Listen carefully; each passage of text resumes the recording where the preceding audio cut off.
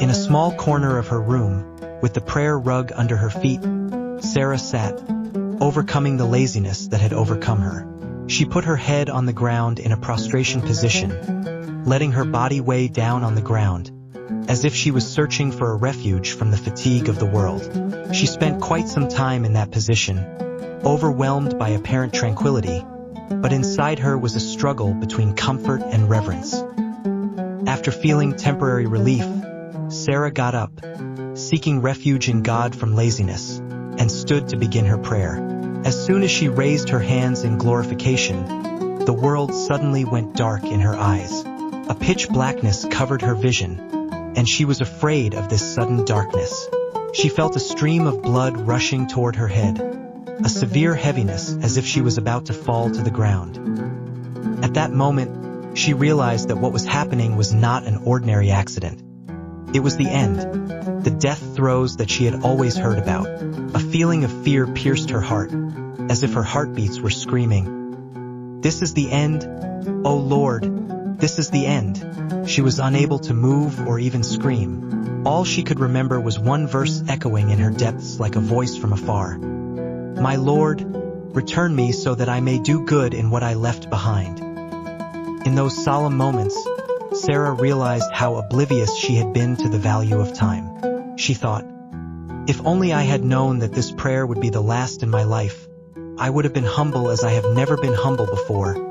I would have stood before you, O God, with a present heart and tears of remorse." She remembered how many good deeds she had planned to do but had always postponed with flimsy excuses. "O God, give me time. I want to pray a real prayer.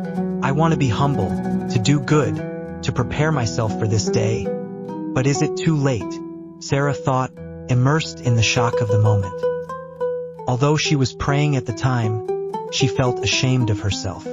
"How can I meet you, O God, with this prayer? It is a prayer devoid of spirit and humility, a prayer that I did not appreciate properly, as if I was performing it as a habit, not as an act of worship." With all those thoughts that invaded her mind in a few moments, she felt as if life was slipping away from her. She felt as if she had left this world and moved to the life of Barzakh. There, where regret and crying are of no use, she realized that this world is only a short opportunity to fill the box of good deeds. In those moments, she saw herself clearly as she had never seen before. She thought of herself as one of God's good servants, but she realized how much Satan had embellished her deeds for her and covered her faults with a false cover of self-satisfaction. Now, everything was over, and all that remained was a light bag that was about to fly away from the small amount of good deeds it carried.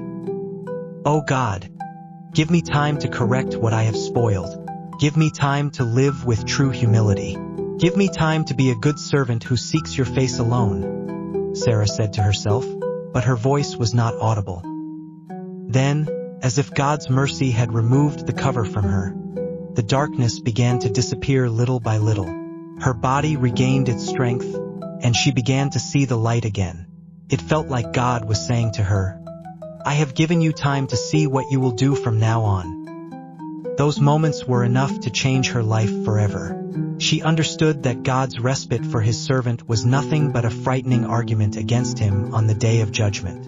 Sarah got up from the prayer rug crying bitterly, but this time she was crying out of humility and regret. She promised herself that every prayer she performed would be like the last, that she would take advantage of every moment as if it were her last moment in this world. "O God, make this moment an argument for me, not against me.